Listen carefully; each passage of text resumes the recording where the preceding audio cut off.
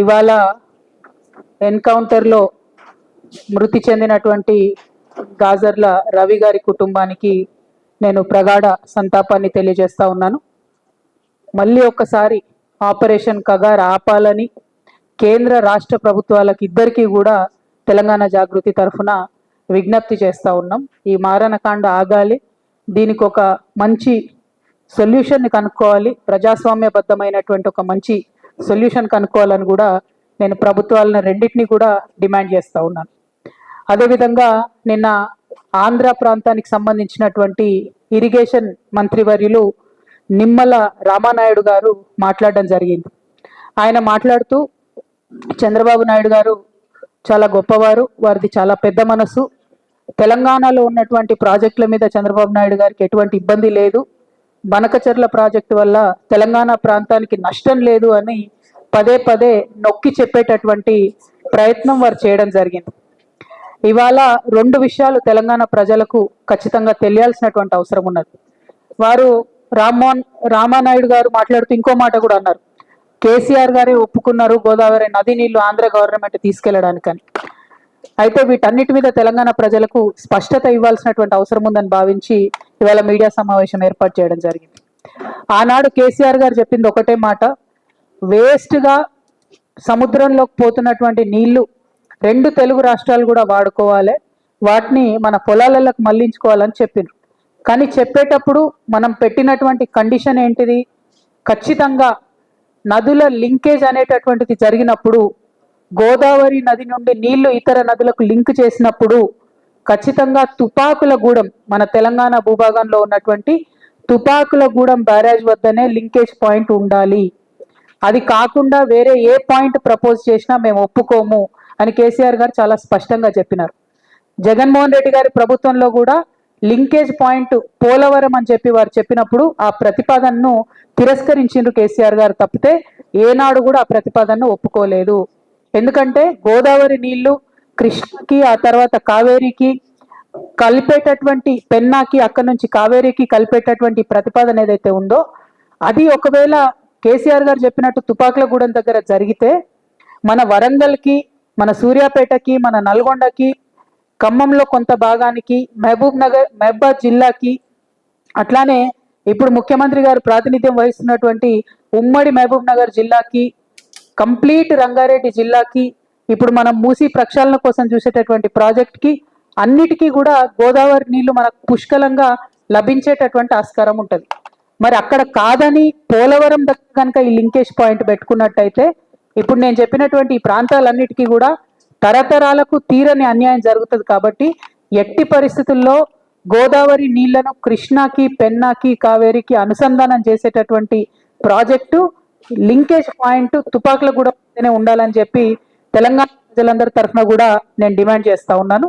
అదేవిధంగా మరి ఇవాళ చంద్రబాబు నాయుడు గారు బీజేపీ గవర్నమెంట్ లో ఎన్డీఏలో భాగస్వామ్యంగా ఉన్నారు కాబట్టి వారి యొక్క ప్రాబల్యాన్ని వాడి వారు చాలా తెలివిగా ఇది గోదావరి కృష్ణా లింకేజ్ అని చెప్పకుండా గోదావరి కావేరి, గోదావరి పెన్నా లింకేజ్ అని చెప్పి 60% నిధులు కేంద్ర ప్రభుత్వం నుండి తెచ్చుకుంటున్నారు. ఆయన చంద్రబాబు నాయుడు గారు వాళ్ళ ప్రాంతానికి లాభమయ్యే పనిచేస్తున్నారు. మన రేవంత్ రెడ్డి గారేమో ఫ్లైట్ మోడ్ సీఎంగా ఢిల్లీకి పోవడం రావడం తప్పితే కనీసం మరి కేంద్ర ప్రభుత్వం నుంచి ఎట్లా నిధులు చేపట్టాలి, ఎట్లా తీసుకురావాలి, ఎట్లా తుపాకులగూడెం దగ్గరికి మార్చుకోవాలి ఈ పాయింట్ అని మాట్లాడతలేరు. ఇంతవరకు ఉత్తమ్ కుమార్ రెడ్డి గారు 1-2 లెక్కలు రాసిండ్రు కానీ ఎందుకు రేవంత్ రెడ్డి గారు మాట్లాడతలేరు? వారికి ఉన్నటువంటి ప్రాబ్లం ఏంటిది, చంద్రబాబు నాయుడు గారితో వారికి ఉన్నటువంటి లాలూచి ఏంది ఖచ్చితంగా చెప్పాలని ఈ సందర్భంగా మేము డిమాండ్ చేస్తా ఉన్నాం. మొన్న జూన్ 2 నాడు ప్రీ ఫీజిబిలిటీ రిపోర్ట్ అనేటటువంటిది ఆంధ్రప్రదేశ్ ప్రభుత్వం కేంద్రానికి ఇవ్వడం జరిగింది. దాన్ని కేంద్రం ఒప్పుకోవడం కూడా ఆల్రెడీ మనకు నష్టం జరగడం ప్రారంభమైంది. అయినా కూడా మన రాష్ట్ర ముఖ్యమంత్రి స్పందించకపోవడం నిజంగా దుర్మార్గం. ఇది కేవలం తెలంగాణ ఆయన చేసేటటువంటి ద్రోహం తప్ప ఇంకోటి కాదని ఈ సందర్భంగా నేను తెలియజేస్తా ఉన్నాను.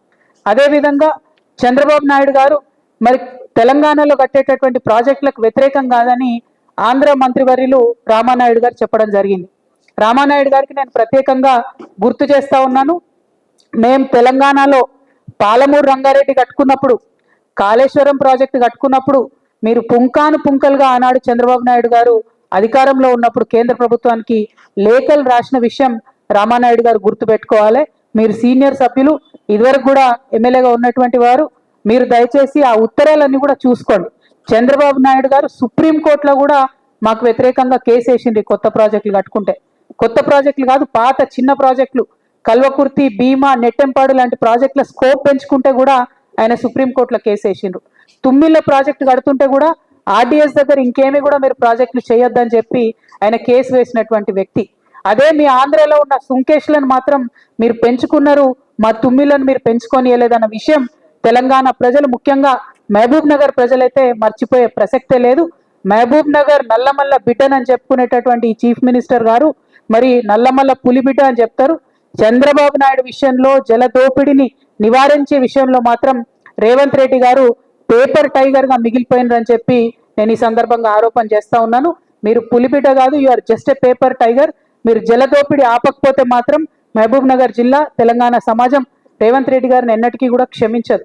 ఇవాళ ఈ బనకచెర్ల లింకేజ్ లో భాగంగా ఆంధ్ర ప్రాంతంలో బొల్లపల్లి అనేటటువంటి ఏరియాలో 150 టీఎంసీలతోని ఒక ఆర్టిఫిషియల్ రిజర్వాయర్ కడతా ఉన్నారు. దీనివల్ల నల్లమల్ల ఫారెస్ట్ కూడా మునిగిపోతా ఉన్నది. మరి ఆ ఫారెస్ట్ మునిగిపోకుండా తెలంగాణ జాగృతి ఆధ్వర్యంలో ఖచ్చితంగా మేము కోర్టులను ఆశ్రయిస్తాం. ఎట్టి పరిస్థితుల్లో ఈ బనకచెర్ల లింకేజ్ ప్రాజెక్ట్ ఆపడానికి మేము శతవిధాలుగా ప్రయత్నిస్తాం. ఇదివరకు తెలంగాణ జాగృతి ఆధ్వర్యంలో ఉమ్మడి ఆంధ్రప్రదేశ్లో పోలవరం మీద కూడా మేము కేసులు వేసి ఆపే ప్రయత్నం చేసినాం. సో అదే ప్రయత్నం ఇప్పుడు ఈ బొల్లపల్లి రిజర్వాయర్ని కూడా ఆపే ప్రయత్నం చేస్తాం. ముఖ్యమంత్రి గారు నేను సవాల్ చేస్తున్నా, మీరు నిజంగా నల్లమల్ల పులిపిట అయితే ఈ బొల్లపల్లి రిజర్వాయర్ కట్టకుండా అడ్డుకోండి. దానివల్ల నల్లమల్ల ఫారెస్ట్ కూడా మునిగిపోతా ఉన్నది. మరి ఈ ముఖ్యమంత్రి గారు ఢిల్లీకి వెళ్తున్నటువంటి సందర్భంలో వారు నేను ఇంకొక డిమాండ్ చేస్తా ఉన్నా, మీరు ఇన్నిసార్లు ఢిల్లీకి వచ్చిండ్రు కానీ ఎప్పుడు కూడా నరేంద్ర మోడీ గారిని మీరు బీసీ బిల్లు గురించి అడగలేదు. మీరు రాహుల్ గాంధీ గారు చెప్పారు కాబట్టి నేను బీసీ బిల్లు పెట్టినా అన్నారు, రాహుల్ గాంధీ గారు చెప్పినారు కాబట్టి కులగన్న వేసినా అన్నారు. కానీ మీరెప్పుడు మనస్ఫూర్తిగా మాత్రం బీసీలకు మద్దతు ఇవ్వడం లేదు. ఆ విషయం మీ వైఖరితో స్పష్టమవుతున్నది. నేను రేవంత్ రెడ్డి గారిని డిమాండ్ చేస్తా ఉన్నా, మీరు ఇవాళ ఢిల్లీకి పోతా ఉన్నారు, మళ్ళొకసారి హాఫ్ సెంచరీ దాటినట్టుంది, 51సారి కావచ్చు ఇది. మరి ముఖ్యమంత్రి గారికి కంగ్రాచులేషన్స్ కూడా చెప్పాలి. గిన్నిస్ రికార్డు వాళ్ళు వెతుకుతున్నారట రేవంత్ రెడ్డి గారు ఎక్కడ ఉన్నారని. ఢిల్లీకి పోయి వచ్చే ముఖ్యమంత్రులలో గిన్నిస్ రికార్డు కూడా వారికే వచ్చేటట్టుగా నాకు కనిపిస్తా ఉన్నది. మరి మీ గిన్నిస్ రికార్డు వచ్చినందుకు సంతోషం, కానీ మా బీసీ బిడ్డల బిల్లును మాత్రం మీరు ఢిల్లీకి పోతా ఉన్నారు, ఖచ్చితంగా తీసుకొని రావాలని చెప్పి మేము డిమాండ్ చేస్తా ఉన్నాం. ఒకవేళ మీరు బీసీలకు 42% రిజర్వేషన్ ఇవ్వకుండా ఎలక్షన్లకు పోయేటట్టయితే ప్రతి గ్రామంలో ఉన్నటువంటి తెలంగాణలో ఉన్నటువంటి ప్రజాస్వామ్యవాదులందరినీ కూడా మేము రిక్వెస్ట్ చేసి 100ల కొద్ది నామినేషన్ లేపిస్తాం. ఎలక్షన్ కమిషన్ కు ఎన్నికల ప్రక్రియను మేము అడ్డు తగిలే విధంగా 100ల కొద్ది నామినేషన్లు ప్రతి వార్డులో, ప్రతి పంచాయతీలో కూడా ఏపిస్తామని ఈ సందర్భంగా నేను తెలియజేస్తా ఉన్నాను. అదేవిధంగా బీసీ బిల్లు సాధన కోసం మరి అలా తెలంగాణ వికసిత్ యాత్ర పేరుతో చెప్పి మీటింగ్లు పెడతాదట. ఏం వికసిత్ యాత్రనో ఎందుకోసమో నాకు అర్థమైతే లేదు. మరి తెలంగాణ సమాజంలో సగం ఉన్నటువంటి బీసీల బిల్లుకు మద్దతు ఇవ్వకుండా మీరు ఎన్ని యాత్రలు పెట్టినా కూడా ప్రజలు మిమ్మల్ని నమ్మరు. కాబట్టి దయచేసి బీజేపీ నాయకత్వాన్ని నేను రిక్వెస్ట్ చేస్తా ఉన్నాను, ఇవాళ బాల్ మీ కోర్టులో ఉన్నది, మీరు నిర్ణయం తీసుకుంటే 42% రిజర్వేషన్ అమలవుతుంది. ఒకవేళ ఇప్పుడు రిక్వెస్ట్ చేస్తున్నాం కానీ ఆ రిక్వెస్ట్లు మీరు వినకపోతే 17వ తారీఖు, జూలై 17వ తారీఖు మాత్రం తెలంగాణ మొత్తం కూడా రైల్వే నెట్వర్క్ స్తంభించే విధంగా రైల్ రోకో చేస్తాం. మేము రైళ్లలో ప్రయాణించే వారందరికీ కూడా రిక్వెస్ట్ చేస్తున్నాం, జూలై 16, 17, 18 మీరు కనుక ప్రయాణాలు పెట్టుకుంటే వాటిని వాయిదా వేసుకోండి. 16వ తారీఖు నుంచి మీరు ఎక్కడి నుంచన్నా వస్తే తెలంగాణలో ఇరుక్కుంటారు. మరి 18వ తారీఖు నాడు మీరు ఎక్కడన్నా చేరుకోవాలనుకుంటే కూడా మీకు ఇబ్బంది అవుతుంది. కాబట్టి జూలై 16, 17, 18వ తారీఖు నాడు మాత్రం రైల్వే నెట్వర్క్ అంతా స్తంభిస్తుంది తెలంగాణలో. సో మీరు ఖచ్చితంగా ప్రయాణం వాయిదా వేసుకోవాలని కోరుతున్నాను. People who want to travel through or from Telangana on 16th, 17th, 18th of July through railway network, I request all of you to please kindly postpone your travel plans because Telangana OBC bill is pending at the union government level at Honorable Rashtrapati ji. We are demanding that the BC bill be cleared as soon as possible. To meet that demand, to put pressure on the union government, we are holding a rail roko in Telangana on 17th July. that will inconvenience your travels. So people traveling from and through Telangana in July 16th, 17th, 18th, I sincerely request all of you to postpone your travel plans.